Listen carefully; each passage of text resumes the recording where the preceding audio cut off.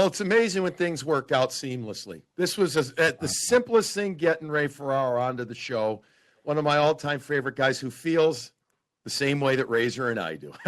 Fish out of water sometimes with technological advances, let's say. But all kidding aside, the podcast world is one that is constantly fluid and changing and all these different things. So we are honored to have Ray Ferraro joining us here on Morning Bru with Jaffe and Razor. First of all, Ray, how are you doing? How is everything for you in this absolutely messed up, effed up world that we are living in right now? We're good. We're good. Good to see you guys, by the way. We're good, but a couple of things. One, it feels like we're living the same day over and over and over and over. You know, we're lucky out here. I live in Vancouver. The kids have been in school all year. We have my wife Cammie and I have a 14 and 11-year-old, and so they've been in school all year, which has been amazing because what we learned last year, two things. One, Cammie and I are not teachers. That was a debacle. By about 4 weeks in, we're like, this is a waste of time. We don't know what we're doing. And the second thing is how much they just get drawn out of their whole social environment. Like they need it. And so we're lucky that they're doing that. I've never been home since 1984 this much during the season, never. And so it's actually been, for Cammie and I, it's been really great. We spend way more time together than we have, but I've got more time. She's got none. She's a professional scout with the Seattle Kraken. And so she's there, she's going through doing 2 games a night. She's got to file reports and she's working like crazy. And I bugging her, like, hey, you got time for lunch? And she's like, no, I don't get time for lunch. And now we're doing games. And like you guys are, most of them, almost all of them remote. I'm basically sitting in a bedroom in a studio and, I'm watching the game off. I've got an extra monitor, but still I'm watching the game and calling it off tube, which is, man, it's, it's you tough. get what you get, man. Sometimes you're like, I'm not really sure what's going on out there, but everybody's safe. We're starting to get vaccinated, not as fast as you guys are. And we're hoping for a spring and summer that looks a hell of a lot different than last year. That would be outstanding for everybody. We need Canada and U.S. border to be open too. Oh, yes. I got to see so my important. family. Yes, Razor's got to see us. He's got to drive the Prius up to Canada. Minivan. The minivan. The minivan goes on that trip. We need it for so many reasons, hockey being another one. Well, what we wanted to do, having you on here on Morning Bru, and I'm thrilled that you and Cammie and the kids are all good. That's awesome. What we wanted to do, you had such a great career. You're having an amazing career.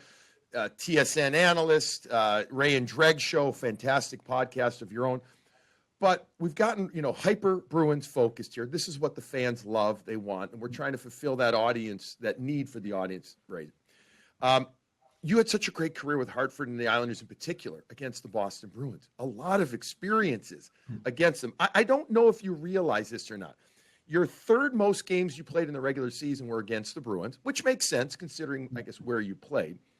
Also, some of your most amount of points, your 55 career points are your third most of any team that you played in the regular season against the Bruins. Montreal led the way. You had 63 against them. Colorado, 58. I'm guessing. Oh, because that was in Quebec, right? Right. Quebec, Colorado, 58. And they were no good back then.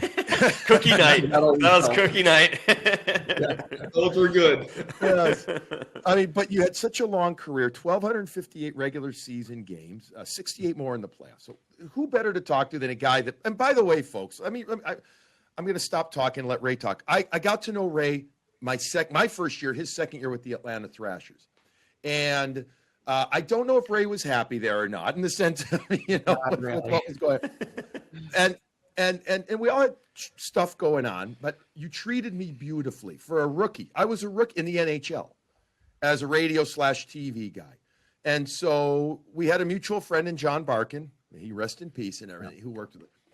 But Razor, talking to you now, was so good to me in the sense of, here I was, this new guy who didn't play in the NHL, played hockey, etc., but came in, talked to him a lot, and a few of the older guys that weren't in a good place. They sucked. And I don't mean you personally. I mean, the team wasn't. Yeah. What a march that was. That was right. But he treated me beautifully. So publicly, I'm saying as always, thank you for allowing me to get into it. So in honor of you, I found this Blue Land scarf. We're back in Blue Land. Oh man, you watched to start, and the fact that you're still in broadcasting after watching us play. That was something, I'll tell you. All right. Well, let me. First question: Hartford Bruins. Yeah. As good in your time there with Hartford, was it as good a rivalry, as intense for the Hartford Whalers, or more so perhaps than you think for the Boston Bruins? Because at that point, the Garden in the Mall, that was a big deal. It seemed like a big deal. It was way more important, I think, to the Whalers and to Hartford than it was to the Bruins. Later on in my career, I went to the Islanders, and then I went to the Rangers. So I saw the Rangers Islanders on both sides. And so this is why I say it was more important to Hartford. With the Islanders, we felt like the little brother. We were always punching up in weight. We always felt like the second story. And it was the same way with the Bruins. Of course, the Bruins were this original six team and had all these Stanley Cups. And in Hartford, we were just getting going. And we were really young. It didn't take long for the rivalry to really grow. And I think one of the reasons, Billy, you mentioned like the Mall and the Garden, is like the fans could easily get from one place to the other. Mm-hmm. And of the things we've learned without any question in this pandemic is how important the fans are to the game. Because I broadcast the World Junior every year. This year it was in Edmonton. There should have been 18,000 fans there for the gold medal game for US and Canada. It would have been amazing. And there was me and Gord Miller and a bunch of cameramen, and that was it. It all flattens out. But the Bruins and the Whalers, there was always a segment of fans that would come one to the other, and everything just ramped up fast. Like my first NHL game was against the Bruins, and I was a Bruins fan growing up in Trail, BC. Bobby Orr was my guy, and one of my earliest hockey memories is in the Stanley Cup when they beat the Rangers in 6 games. Is the first goal of the game is a puck comes to Orr at the point, and he makes a tight spinorama around Bruce McGregor and shoots the puck, and Wayne Cashman tips it in. And Jerry Cheevers had a 3-0 shutout. I think he got hit on the head with a bag of garbage at the end of the game. And I don't know who the hell had a bag of garbage. But anyway, my first game's against the Bruins. And my first shift, the puck, it's about 5 or 6 minutes in. The puck gets dumped in the corner. I go get it. And somebody just smokes me in the corner. And there's a big scuffle. And Ray Neufeld jumps in. I don't know if you remember Big Ray. Yep. But man, he looked after me. What a awesome guy. And so he grabbed somebody, and now everybody's paired off as it was back in the day. And the guy that grabbed me was Louis Slager. And the year before, Louis Slager played for the Quebec Nordiques. And they had this hellacious brawl with Montreal in the playoffs. Yeah. And in a fight, Louis hit Jean Hamel with a left hand and knocked him down. It actually injured his eye, and he never played after. And so Louis grabbed me, and all I could think of was the playoff before. I don't know Louis Slager. All I know is that. I was scared to death. He must have seen how scared I was, and he never hit me.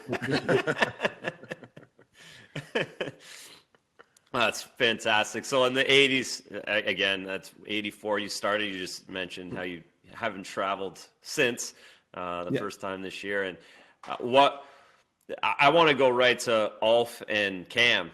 You played with Ulf Samuelsson, Hartford Whalers, all the way through the 80s and 90s. And as Bruins fans, most hated guy probably. I've mentioned some of the Vancouver Canucks that that you and I spent some time with in 2010 with Burroughs and Kessler. Those guys aren't too famous or too popular here either, but I think Ulf is at the top of the list for Bruins fans. What was it like with those two going at it? Well, okay, I'll give you a little background on Ulfie first. So first training camp, Ulfie and I were drafted in 1982 together. The Whalers head scout at the time was Bill Dineen, Kevin's father. And so they drafted Paul Lawless in the first round, Mark Patterson in the second round, Kevin Dineen in the third round, Ulfie Samuelsson in the fourth round, and me in the fifth round. So rounds 3, 4, 5 turned out pretty good. Draft. So we show up at camp, we don't know each other. And so I'm looking at this Swedish guy and I'm like, I'm 168 pounds and I'm going to, make my mark. I'm going to run this Swedish guy. He just crushed me because Ulfie was dirty and Ulfie was tough. Like he was a tough guy. If Ulfie would have been a Bruin, they would have loved him. If he would have been a teammate of Cam Neely, they would have terrorized people because Ulfie he would pick the best player on the other team and know that it was his job to shut him down, to be as physical as possible. And he seemed back then indestructible. Like Ulfie would go into hit and he would hit. And I think this was the genesis of the hit against Cam was he would hit like a middle linebacker. And so most guys, when you go hit, you turn, you shoulder up and you hit. Ulfie hits head on. And so when you don't hit the right, like if the timing's not right, the first thing that hits is your knees. It's not like football where you can lean forward and the guys make contact upper body. In hockey, of course, your posture is you hit knees first. So Ulfie had Cam lined up. He's going head first into him. His visor is down. So that big visor that Ulfie wore, kind of like a windshield, it was protected him all the way down. And he was going right through Cam. And they had already had a few battles before. And, his knee makes contact with Cam's thigh. And that leads to all that problem eventually for Cam. And those two, like if they were anywhere on the ice, it was like they were going to get drawn together. Like they were, it was just going to happen. They were going to get together. And the thing is, Cam scared the hell out of just about everybody because of his size, but the way he fought and the way he hit people when he fought, he scared people. And yet Ulfie, for some reason, just would not back down. And I ended up, just a smidge off topic, but I played with Darius Kasparaitis with the Islanders. And Darius was the same way. He wasn't as big as Ulfie, but he would find the best guy and he would target that best guy because he knew his way to help the game or help our team was to get that guy worried about him. And that's how Ulfie played. So when those two were playing, it was never really comfortable. I played with, because you always felt like something was going to happen. I played with Cam in junior. Yeah. He was a 17-year-old in Portland. He scored 50 goals and beat up a bunch of 20-year-olds. And man, like he came to our team and we're like, who's this 17-year-old kid, 20 games in? We're like, this guy's going to be a first-round draft pick. Like he imposed himself on the game all the time. What was, so you had Cam. Actually, there was also a guy on your team, and I believe he passed away recently, Scott Kleinendorf. Is that Scott Kleinendorf, yes. Didn't they have a massive scrap too? I mean, massive? Yeah, they won a couple of times. Scotty passed away about a year and a bit ago in a industrial accident. That's right. And Scotty was from Minnesota, just a unbelievable person. Quiet, nice, married his high school sweetheart. They have, had a family and tragically passed away. But he was quietly super tough. Yeah. So he would, okay, this isn't about Cam. I'll get to Cam's fight in a minute. Our trainer just retired, Skip Cunningham. And Skip was a legendary guy around the NHL, had that shock of white hair even when he was 40 years old. And so two toughest guys on every team are the backup goalie and the trainer. And so Skip would yell at him on the bench. He used to yell at Jay Miller all the time. Skipper was from New England. And so he'd yell, "Hey, Miller, you'll get yours, Miller. Try Kleinendorst." And Scotty'd be sitting on the bench and he'd turn around and go, "Hey, Skip, zip it. I'm not going to fight." So Scotty got into it with Cam, and it was, Scotty's a right-hander and Cam's a left-hander, and they went at it, and it was two really big guys for a long time. It was one of those fights where everybody just kind of, you kind of sit back and you're like, I can't believe these guys are hitting each other like this. Scotty, do you guys remember Larry Melnick? Yeah. Remember the name. Yeah. Yeah. So Larry played in Edmonton and their farm team for a while. And we had a brawl in pregame warm-up that, by the way, Alfie started. So Alfie hit a guy, Ken Berry, knocked out his teeth. And the next time we played, there was this brawl in warm-up. They were trying to get to Alfie. Somewhere in the brawl, Larry Melnick and Scott Kleinendorst fought. And they fought 3 separate times in the warm-up. Well, eventually, they brought out a police dog. I don't know what this poor dog was going to do. They broke the thing up, and Scotty and Melnick, they had fought twice, and the ref said, "If you fight again, you guys are gone." And they looked at each other, and they were exhausted. They're like, "What the hell?" And Get away. Smart. But the other, I will say this, the other thing about the Bruins is they brought their jersey, their attitude, their swagger, and we had to find a backbone to play against them, because you'd go into the Garden and, man, you had to go through their bench to get to the locker room. And of course it was designed in the 20s, but I mean, who thought of that? Who thought that was a good idea? So it was always intimidating, and they'd come out through your end in warm up, right? It was kind of like they were staking their territory as they went across. They could have easily flipped the nets, right? The Bruins could have stayed in their end. We could have stayed in our end. They could have flipped the benches, but that wasn't going to happen. But so you felt uneasy, and the place was as big as a closet. It was a tough place to go. What was the mall like? What was that like for you as a player? And if people haven't been there, and there's probably a whole generation of Bruins fans that don't know the mall. They don't know what it's like because it hasn't been around for a while. It's literally, you walk through a mall and you can get into it on a side, and it's a bowl in this. And I've done a couple of UConn games there. For a college rink, I think it's actually kind of nice. It's kind of unique. But what was it like for a pro? It was awesome. Actually, it was small, 15,000 seats. And so the arena itself was very steep. Mm-hmm. So the noise stayed in. So we'd go to the parking garage, you'd park, and we walked up a little ramp and we were in the rink. Like, we never saw the mall. On a game day, you never saw it. Well, the best time for the mall was for the fans pregame. That's where the entrance is into the rink. So that mall was jammed. It was packed.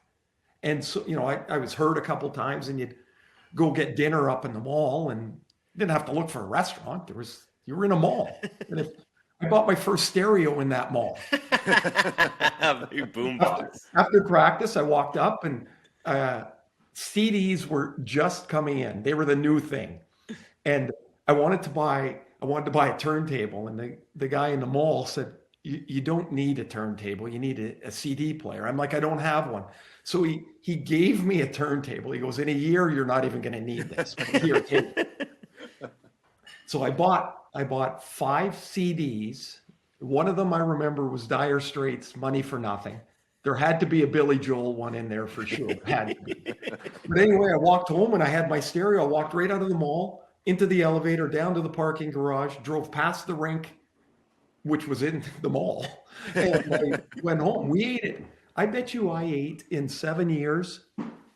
I'm not even kidding. I bet you I ate at Chuck's Steakhouse 200 times. After games, after practice, walk up into the, sit there, eat lunch, and go home. That's when Hartford was really a pretty vibrant city. You guys, People wouldn't know that, Billy. People wouldn't know that. The insurance business was big. The streets were, at lunch hours were lively. Like, people would come out of the offices, they're getting lunch, they're doing their thing, they're going to grab a workout, whatever it was. It was a far different place when I played there than apparently it was as time went on and business had left and things had changed. I loved playing in Hartford. I really did. It was, man, we all grew up together there. Ron Francis, myself, Kevin Dineen, Ulf Samuelson, Dean Evison, Paul McDermott, Sylvain Cote. Like, it was we were all the same age. We were all growing up together. And we were in a place that we had a lot of fun. Adams division, the good old day. I mean, I watched you guys play I was a huge Canadians fan, and that was my wheelhouse. So it was tough sledding for the Whale, but never easy in there. Like, every time we get to the playoffs, Razor, like, no, if you could miss, like, you could never miss anybody. Yes. Because if you were going to go anywhere, you were getting Montreal or Boston somewhere. And in both teams, we had playoff series in Hartford that we felt we should have won, and we didn't. And the team that won went to the Stanley Cup Finals. We had the year, what year was it? Maybe 90. Bork was hurt. Mm-hmm. And we had the Bruins down 3-2. We're playing in Hartford. We're in the mall, and we're up 5-2 in the third period. Like, the series is over. And a kid, Dave Poulin, who I work with now at TSN, that he scored a 52 bounce wrist shot that just dribbled its way and bounced its way and somehow went through Peter Sidorkiewicz. Peter Sidorkiewicz, of course.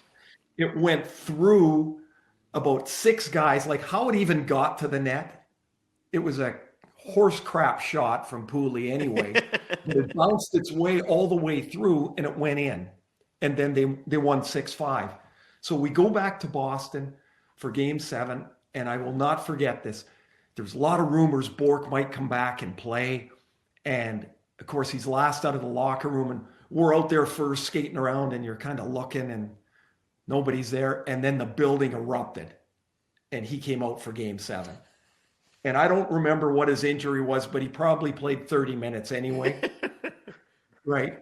And in that game, they had just signed a young guy, John Bice, from University of Wisconsin. Yeah. His first game, and Bice scored in Game 7. His son plays at Wisconsin now and does quite well. But it was his first game. We're like, who the hell is this guy?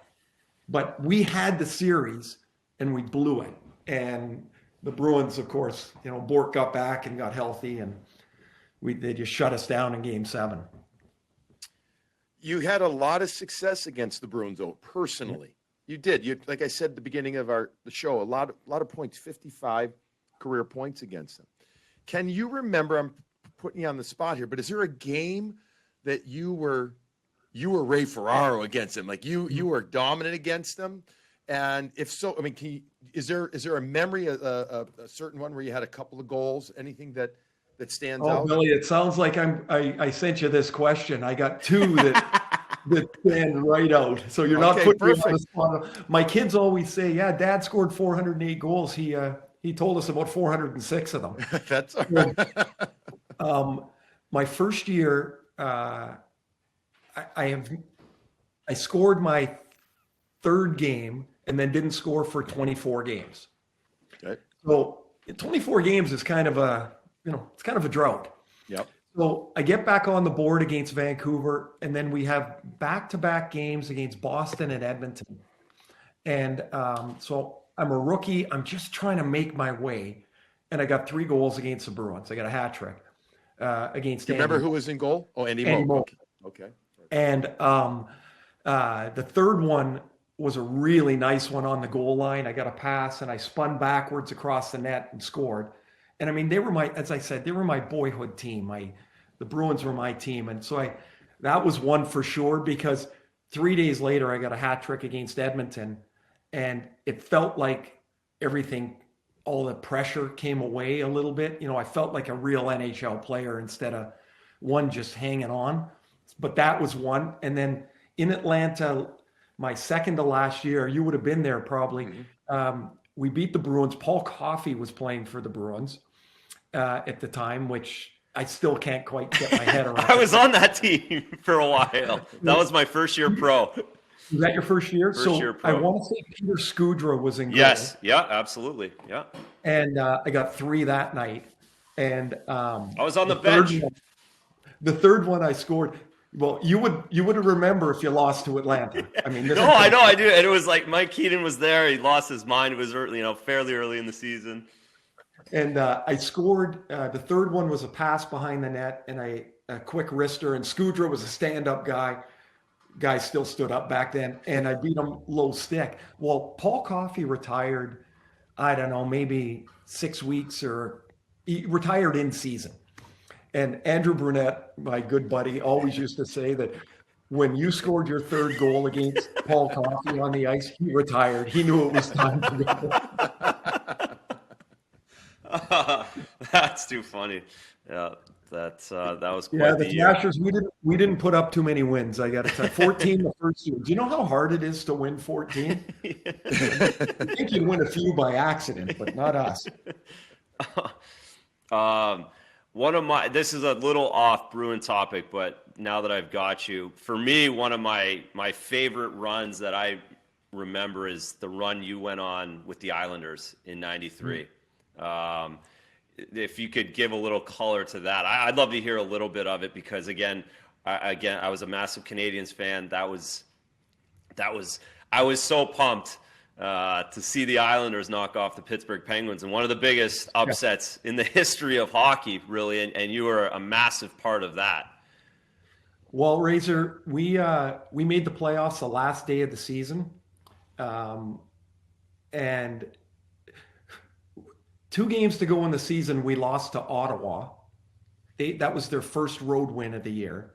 Then we had to win in New Jersey to make it. And so that's how it should have been way easier. But anyway, we made the playoffs. I had broken my leg that year and dislocated my ankle. I missed 3 months. And I came back with 6 games left, and I was terrible, predictably, right? Like, I'm going one way, the puck's going the other way. So there's 3 games left, and Al Arbor calls me into his office. And Al was just an amazing man, fabulous coach, but he was intimidating. His voice was deep like that. So he used to call me the Seagull, and because he said if I wasn't squawking, I was shitting. And so I get it. We played a game. I played poorly, and he calls me in the office. So I get literally like 2 steps inside the office, and he says, "Seagull, you got 3 games to get going, or else you're going to be sitting with Claire." Claire was his wife. Yeah. And he said, and she's been in the same goddamn seats for 22 years. And so I got the picture, and I'm standing there, and he goes, "Anything else?" And I was like, "No." And he's like, he kind of went like this, like, beat it. And so I scored, and anyway, I got going a little bit. I had a great series against Washington. I scored 8 goals in 6 games against Washington. And then we get to Pittsburgh. And it was comical looking at the 2 lineups on the board together. I mean, they were Hall of Famer after Hall of Famer after Hall of Famer. Glenn Healy was unbelievable in goal. He was amazing. I'd say for many of us, it was probably the best hockey we ever played. And to the point, and also, the timing has to be right. You got to get locked the right way. I mean, we weren't going to beat those guys, right? And so the first game of the series, I take a penalty early in the first period. Somebody else takes another penalty. So we're down 5-on-3 to the Penguins. It's Francis, it's Yager, it's Lemieux, it's I mean, Joey Mullen, it's like the Hall of Fame. Larry Murphy was on the point, another Hall of Famer. So our penalty killers are scrambling around it, shot, save, just miss. I don't know how it stays out. Just as I come out of the penalty box, they pass it to the point, and Tommy Fitzgerald, the Jersey GM, Massachusetts guy, he dives out there and just tips the puck on the pass, and it jumps over Murphy's stick. I got a breakaway. Like, I go in, I make the only move I have, fake low forehand, go to my backhand and score. It's the only shorthanded goal in my career. I was not to be on the ice defending anything. So I score a shorthanded goal. We win game 1 in Pittsburgh. We lose game 2. We lose game 3. Game 4 is a circus. It is a circus. Kasperitis is running around like crazy. We're talking about Alfie. He says before the game, tonight, I get Mario. Tonight. And he runs over Mario in the corner. Now he's pushing Yager down. We win game 4. We lose game 5. We have to win game 6. Tommy Fitz scores 2 shorthanded goals on the same penalty to win game 6. I think the third period, I want to say this is a little bit of, 1990s hockey. I think there were 7 goals in the third period. Love it. It was fabulous. So we win. Now we go back for game 7, which the Islanders have not booked flights for. I'm not sure they had much confidence in us. So we're all jammed in middle seats. We go back to Pittsburgh. The first shift of game 7, there's a play in the corner. Rich Pilon, who was a really, really tough customer. Yeah. There's an icing, and him and Kevin Stevens come head-to-head together on the icing play. And Kevin smashes his face into Rich's helmet and visor. Rich had an eye injury that he always wore a visor for. And Kevin, unfortunately, was knocked out on the spot, and he landed face first on the ice. One of the worst things that I've ever seen. And like the air was out of the building. We were sick on our bench at what we had seen. And the Penguins are seeing, Artie wheeled off the ice, and who knows what's going on at that point. So we're undermanned. We're Travis Green, the Vancouver head coach now. He was our checking center. He was out. We had 2 defensemen out. We had a guy that hadn't played for us that year playing game 7. Like, he was just sitting there. We're like, where did he come from? Anyway, so we get in. We're up 3-1. Somehow we're up 3-1. And with 4 minutes left, Mario and Uwe Krupp take roughing penalties. We're like, oh, how good is this? Mario's gone. Well, Ron Francis scored twice to tie the game up. And as the tying goal goes, Steve Thomas says, isn't that a shame? Like, can you believe this? We had it. So now we go into overtime, and Heels makes an unbelievable glove save on Ron Francis. Heels had his equipment always looked loose on him and sloppy, and he wore that ugly helmet. Yeah. I don't know. He looked like he borrowed the equipment from a bigger guy. Yeah. So he makes this glove save, and Heels had the flair too. He'd get it way up in the air. And next shift, Pittsburgh comes in the zone. There's a turnover. I get the puck. It's a 2-on-1 with David Volek, who had missed most of the season with back injuries, and I feather one over Alfie's stick. Alfie's now playing for Pittsburgh, and Volek beats Tom Barrasso over the glove. That building was so quiet. I was at the bottom of the pile. I could hear Heels yelling from the far end of the ice as he was coming up the ice. It was the greatest moment. If I were to crystallize one moment, that was the greatest moment of a team in my career, to knock off the Penguins. And then 36 hours later, the league decided we needed to start game 1 against Montreal. We lost game 1. We lose game 2 in overtime. We have a breakaway in overtime. And of course, the book on Patrick Waugh was to always shoot over his shoulders. But if you missed, it went over the net. And so I think it was Benny Hogue had a breakaway. He missed over the net. Stefan Lebeau scored in overtime. Or no, that was Paul DiPietro scored in overtime. Game 3, we're on the island. They make a change. They got about 43 guys on the ice. There's no penalty. I'm not bitter.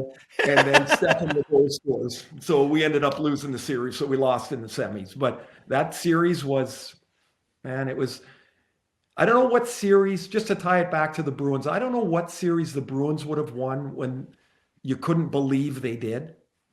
But nobody could believe that the 93 Islanders beat the Penguins. That just shouldn't have happened. Yeah. The Bruins have obviously had some in the recent history. It's not that they shouldn't have won, but they were down significantly. The Montreal Canadiens, right, back in they were down 2 games to them. Was that the Kovalev year? In 11? Well, that was at the beginning of the Stanley Cup run. Yeah. No, okay. Oh, in 11. Okay, so I'm going back a little earlier when Glenn Murray tapped That was 04. Kovalev. That was me. That was me blowing that 3-1 lead. Yes, that Covey gets slashed. Travis Green. It was Greeny again. Greeny slashed Kovalev, and then he runs into Shure, and then Murray goes in, and then we think the series is over, but Kovalev woke up and destroyed us. Yeah. When he wanted to play, he could play. What a player! What a player! What a player! What a player! Hey, what was your favorite Hartford uniform? Just as we start wrapping things up here. The original, green or the blue? The green. The blue was blasphemy. That wasn't. Really? No, that wasn't even a jersey. Okay. The green. I mean, where else, Billy? Where else can you get green socks, green pants, green helmet, green jersey? I'm all good with the green, man. I love green. I do. I just think that they went away from. Well, didn't they go away from it? They tried to sell more jerseys. Yeah. So Okay. This is how great the Whalers logo was. So, the Hartford, the H inside the W with the whale tail over top. Well, I started my career in Binghamton, and they just turned the logo sideways, and it was a B. And we always said we were a quarter turn away from the NHL. That's perfect. You got to get that thing to a W, and you're in. Well, and then Brass Bonanza. How are your feelings about that? I mean, we can't go through the whole Whaler talk without bringing that up as well. They tried Razor. They tried one year. They wanted to change it. And they were going to play, this is how old I am. They played Celebration, Cool in the Game. Yeah. What do you mean? For one game, it sounded great. The fans hated it. Right back to Brass Bonanza. And I every once in a while, I'll run into somebody who's got Brass Bonanza. Pierre LeBrun has got Brass Bonanza as his ringtone. It's like it's a jog from your past. Like, did you ever like leave the mall and just go da, da, da, da, da, da, da, da, like to yourself? Really? I mean, you heard it. Yes, 100%. That thing was ingrained in your brain, no matter where you were. I mean, if we played 40 home games, right? Say you scored 4 goals a game back then, or 3 goals. That's 120 times, plus all the periods and all that. Of course, it was in your brain. You never forget that. Yeah. But think about how iconic now that. I mean, not every franchise has those things that are associated with it as much. And if it's for a team that's no longer in the NHL, everybody still knows them all, relatively speaking, and Brass Bonanza. Yeah, that's pretty good stuff. One of the things that's helped for sure keep the Whaler, the name, just people talking about it is there's still a fan club. There's people that were associated with the team that just loved the Whalers being there. But 2 is for some reason, so many people on that team, on our 84, 85, 86 team are in the game, and they're in the game as coaches and managers. Like the coaching tree in Hartford is astounding. Yeah, Joe Quenneville is going to be in the Hall of Fame. Dave Tippett's a fantastic coach. Dean Evason's doing a terrific job in Minnesota. Ronnie Francis is the manager in Seattle. Was put together a lot of the bones of that Carolina franchise. And Mike Liut's a high-powered agent, and it's just player after player stayed in the game. Mm-hmm. And I think that keeps people talking about the Whalers. It was, for a lot of us, as I said earlier, it was really quite an amazing place. Great stuff. Hey, best Bruins goalie that you think that you faced was who? Put you on the spot again. Who do you think was the best? You played against a lot of them. It's Besides not Peter Scudra. Scudra. It's not Peter Scudra. It was not Peter. Okay, so but the Bruins used to do it, as I'm thinking a bit here, the Bruins used to do it a little different because they had for years, they had that Reggie Lemelin tandem. Yeah. And Reggie'd bring out the speaker box pads. Yes. Eject rebounds to center ice. But Andy Mogan, who I know quite well, and Reggie were a good team for a long period of time. When I don't recall, like Byron Defoe was there for a long time.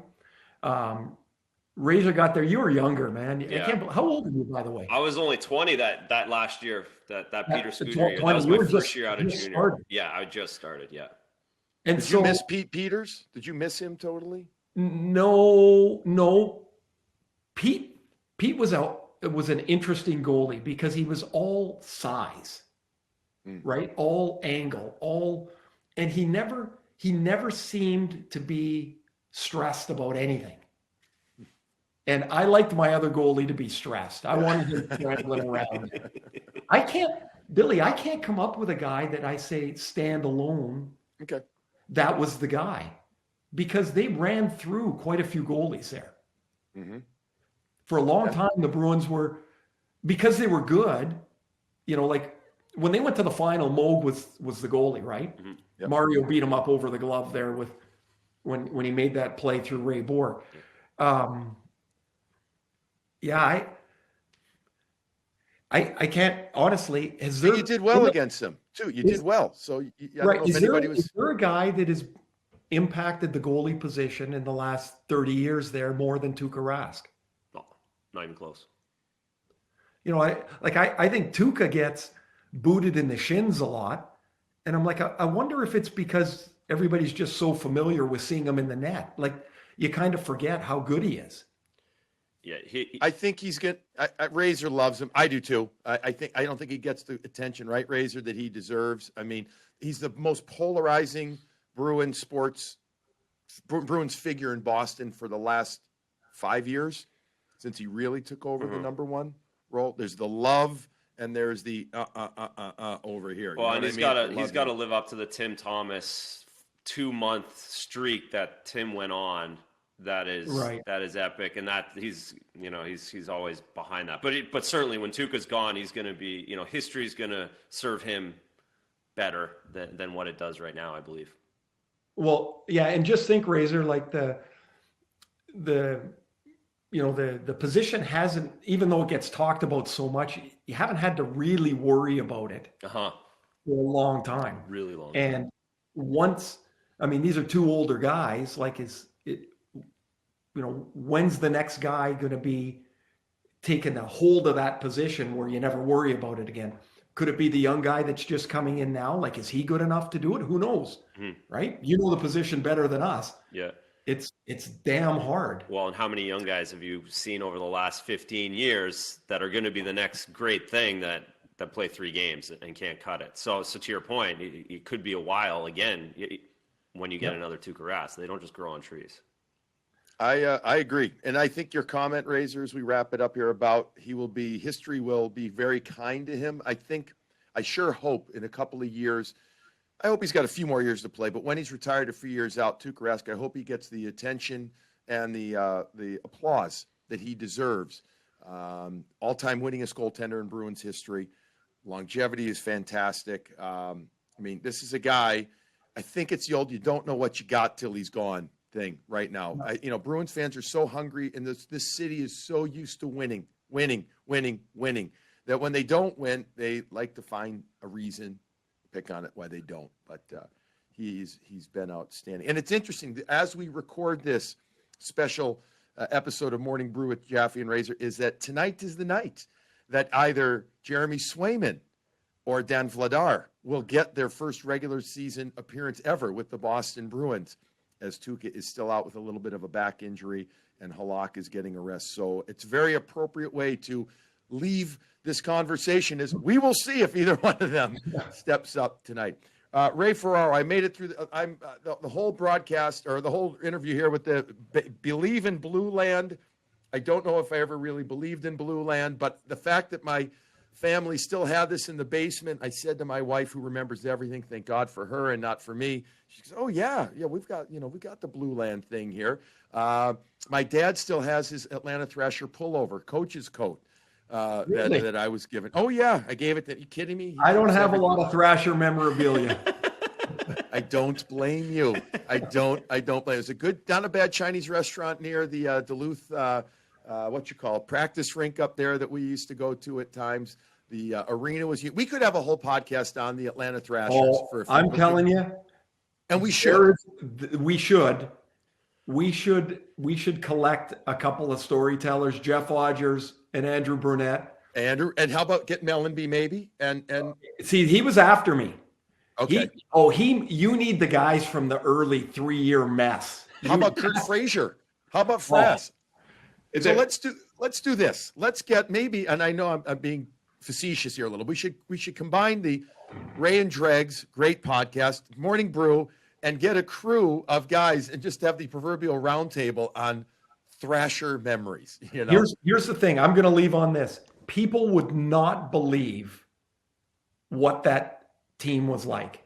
Like, if you're bad, you have to have fun. We won 14 out of 80 games. The characters we had on that team, like Jeff Odgers is an amazing guy. Andrew Brunette, one of the funniest guys. If we started telling Thrasher stories, this thing would be 3 hours long. All right. So let's do this.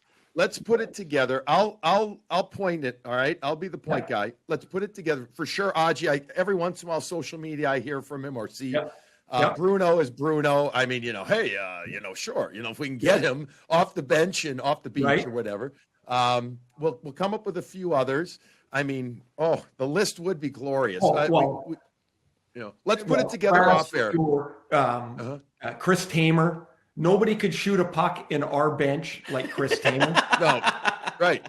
It's like, honestly, Billy, before we go too far down the road with this, we will do this. We will. All right. I'll help point, but I'll put it together with you. We'll figure out a way that we can combine our people, so to speak, because I think Dregs would love this as well, to have a talk about the mighty Thrash. That's what we used to call them. It wasn't the Atlanta Thrashers. You leave it on this, Billy. What was the plane called? The Thrash Can. And the best story ever, the Thrash Can, was a 1960s 737 that was an old warhorse. And one of our pilots used to smoke cigarettes up front. And when he's flying, he'd open up. God, I can't remember his name. And he would open up Striker, though. Striker, right? Well, Striker was his nickname, but I remember he would open up the little. Like, I think when we were at 30,000 feet, I think he would open up the window just a teeny bit and blow the smoke out here. But one day, the Thrash Can. I think this was after you were gone. I think, Ray, we had big issues. I mean, big issues. First of all, you walked into it. The first time I walked into it, and not only does the exit sign say exit, but it also had exit in Arabic. I don't know why. We had an Arabic sign and English. So obviously they had bought it from somebody in Arab country. And one time the plane, we couldn't get off the ground. We couldn't this, we couldn't that. We had an awful flight.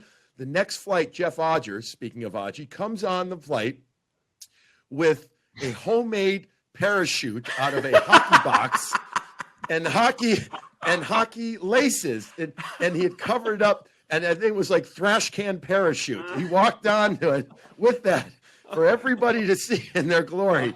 And I think Don Waddell was up front, like, oh God. I mean, it was, the memories are classic. I spent 5-6 years there. Ray, you were there for 3, but we do have stories galore. Let's put it together, because much like the California Golden Seals, the stories off the ice were better than on the ice when all said and done. So we shall do it. Believe in Blue Land. We will believe it. Ray, we believe in you. It's been fantastic having you on. Talk a lot of your memories, but in particular, Bruins memories as an opponent. Great stuff. Continued success with everything that you're doing. Continued health for you, Cammie, the kids, everybody. Again, thanks for taking the time here to join us. We appreciate it, and we do look forward to talking to you soon. If there's anything Razor or I can do for you, I am speaking for Razor here. Sorry, Razor. Please let us know. Be happy to do it for you guys. Yeah, absolutely. Guys, thanks. It was great to see you both. It's fun to come on. I got to say, I'm going to leave this with this here. So we still got some hockey going, but we're getting into baseball season. I'm a Red Sox guy. 1975, Fred Lynn, Jim Rice, Rookie of the Year candidates. Jim breaks his wrist. Freddie wins Rookie of the Year. I've been a Red Sox guy ever since. I hope it's going to be better than last summer. Well, we hope so too, especially at Nesson, where business is better. When they're better, it's good for everybody. Everybody's in a better mood, that's for sure. I hope that one time, I know you've gone to a Red Sox game before, but I love Fenway. But if you can come in, let us know. We'll go. We'll hook you up with I'd love to do it. We'll go and we'll introduce you to some people too. We'll have a fun night out, hopefully, and that means that we're all in a better spot too. That you got here. So be well. Thanks again. That is the special edition of Morning Brew with Jaffe and Razor. As always, enjoy your coffee.